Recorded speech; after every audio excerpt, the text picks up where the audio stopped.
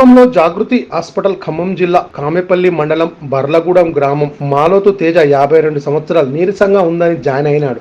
బ్రతికున్న వ్యక్తిని ఇంజెక్షన్లు చేసినారు. ఇంజెక్షన్లు వికటించడంతో చనిపోయిన వ్యక్తి రోదనతో అల్లాడుతున్న కుటుంబ సభ్యులు. కరెంట్ షాక్ కూడా ఇచ్చి హార్ట్ ని రివైవ్ చేయడానికి ట్రై చేస్తాం. ఎంత ట్రై చేసినా హార్ట్ అయితే రాలేదు. సో ఇక్కడ కార్డియాలజిస్ట్ కూడా పిలిపించాక చూస్తే ఆయన కార్డియాక్ అరెస్ట్ వచ్చిన సూచనలు హార్ట్ ఆగిపోయింది అది అని చెప్పారు. సో ఆల్రెడీ ఈ స్ట్రోక్ లో పోస్ట్ సర్క్యులేషన్ స్ట్రోక్ అంటారు.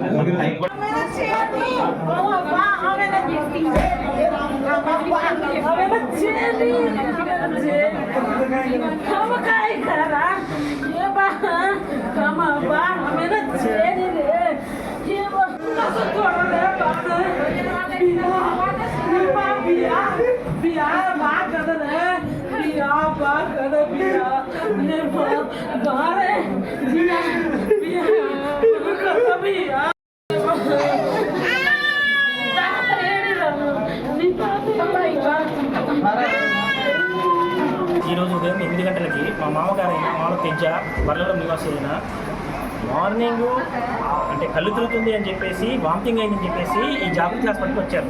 జనరల్ చెకప్ భాగంలో ఇలా చెక్ చేయించారు. అయితే ముందుగా బ్లడ్ టెస్ట్ చేశారు, దాని తర్వాత బీపీ షుగరు, దాని తర్వాత ఈసీజీ చేశారు. ఏ రిపోర్ట్ రాకముందు యాంటీబయాటిక్ ఇచ్చారు. యాంటీబయాటిక్ ఇచ్చిన దాని తర్వాత 10 నిమిషాలకే మనిషి వామిటింగ్ మోషన్ చేసుకొని బెడ్ మీద పడిపోయాడు. సోయి లేకుండా పడిపోయారు. దాని తర్వాత హఠావుటిన వాళ్ళు ట్రీట్మెంట్ చేస్తున్నారని చెప్పేసి సిఆర్పి చేస్తున్నామని చెప్పేసి ఒకటేసారి స్ట్రోక్ వచ్చిందని చెప్పారు. స్ట్రోక్ వచ్చిన తర్వాత బ్రెయిన్ స్ట్రోక్ వచ్చిందని చెప్పారు. బ్రెయిన్ డెడ్ అయిందని చెప్పారు. దాని తర్వాత ఇక డాక్టర్ రాజశేఖర్ గౌడ్ అనే అతను ఈ హాస్పిటల్ మేనేజ్మెంట్ అతను గవర్నమెంట్ ఖమ్మం డిఎంహెచ్ఓ చేస్తూ ఇలాంటి ఇల్లీగల్ దందాన్ని నడుపుతున్నాడు. అసలు ఏ బేస్గా అతనికి ఇవాళ యాంటీబయాటిక్ ఇచ్చారు? ఏ కాంప్లికేషన్తో ఇచ్చారు? అతనికి జ్వరం ఉందా, లేకపోతే ఏమైనా మోషన్స్ అయిందా, లేకపోతే ఇంకేమైనా గ్యాస్ట్రిక్ ప్రాబ్లం ఉందని ఇచ్చారా? యాంటీబయాటిక్ ఇవ్వాల్సిన కారణం ఏంటి? అది ప్రిలిమినరీగా చెకప్ చేయకుండా ఏ రిపోర్ట్ రాకుండా అతను యాంటీబయాటిక్ ఇచ్చేసి మంచిగా వచ్చిన మనిషిని చంపేశాడు. ఇవాళ రాజశేఖర్ గౌడ్ ఫోన్ ఎత్తకుండా బయట దాక్కున్నాడు. అతని యొక్క అన్నగారైన ఇంకో అతన్ని పంపించి ఈ హాస్పిటల్ని మేనేజ్మెంట్ చేసి పోలీసులు పిలిపించి ఇక్కడ కాపాడుతున్నాడు. ఏ హాస్పిటల్? ఇది Jagruti hospital Khammam. I request the government of Telangana, even the district collector, sir, please take an initiative to this hospital. A person who is working as a DMHO గా ఈ గవర్నమెంట్ హాస్పిటల్ పనిచేస్తూ, ఖమ్మం హాస్పిటల్లో పనిచేస్తూ, ప్రైవేట్ హాస్పిటల్ నడుపుతూ, ఈ హాస్పిటల్లో వారానికి ఒక కేసులు జరుగుతున్నాయి. అతన్ని అడిగేటోడే లేదు. ఇప్పుడు మేము అడిగితే డిఎంహెచ్ఓ గారు లేరు, బయట మీటింగ్ వెళ్ళారని చెప్తున్నారు. I request health minister Rajanna to take an initiative on this case and take it as a scrutiny.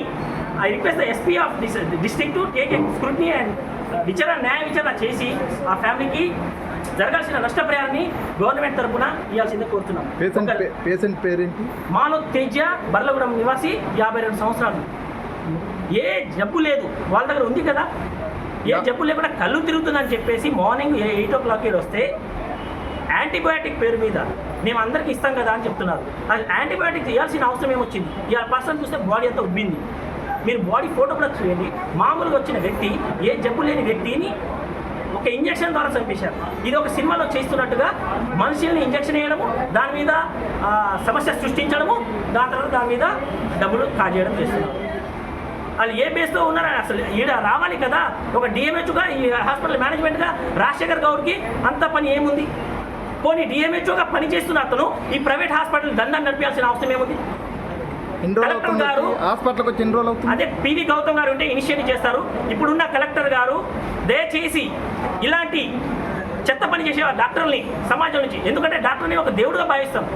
అంటే గిరిజన వ్యక్తి అని చెప్పేసి అతను ఒక చిన్న చూపుగా ఒక 4 మనుషుల్ని పెట్టి పోలీసులు సమాచారం ఇచ్చి ఎలాంటి ఇష్యూ చేయకుండా సెటిల్మెంట్ మాట్లాడుతున్నారు. ఏదంటే మాట్లాడుతున్నా బయటికి పోనీయకూడదు, నేను డిఎంహెచ్ఓగా చేస్తున్నాను, నా పరుగు పోతుందని చెప్తున్నారు. So I request government of Telangana, Revanth Reddy గారు, మీకు అటు నిరుద్యోగ సమస్య జరుగుతుంది, ఇటు ఈ హాస్పిటల్ దందా జరుగుతుంది. ఇది రైనీ సీజన్, దీనే వాళ్ళు కాజేస్తున్నారు. ఈ హాస్పిటల్ ఎంతమంది ఉన్నారు? ఒక గవర్నమెంట్లో పనిచేసే వ్యక్తి గవర్నమెంట్ మీద నమ్మకం సృష్టించాలి, కానీ ప్రైవేట్లో చేస్తారా? ఇంత పెద్ద క్లినిక్ పెడతారా? మరి గవర్నమెంట్ డబ్బులు తిని మళ్ళీ పేద ప్రజల మీద తింటున్నారా? So I request the government of Telangana, please ఇలాంటి డాక్టర్స్ని డ్యూటీ నుంచి సస్పెండ్ చేయండి, హాస్పిటల్ని క్లోజ్ చేయాలా. మాలతి గారిని కూడా నేను రిక్వెస్ట్ చేసేది ఏంటంటే ఇతని మీద ఒక కమిటీని విచారించండి, మా సీసీటీవీ ఫుటేజ్ చూడండి, అతని యొక్క రిపోర్ట్ని చూడండి. మేము న్యాయంగా మేము అడుగుతున్నాము. వర్షం పడుతుంది, బాడీ స్వెల్ అయిందని చెప్పేసి తీసుకెళ్ళండి, లేకపోతే మాట్లాడుకుందామని చెప్తున్నారు. దీనికన్నా సిగ్గుచేటు ఏముంది? అంటే ఒక మనిషికి ఎలాంటి స్వేచ్ఛ లేకుండా చేస్తున్నారు.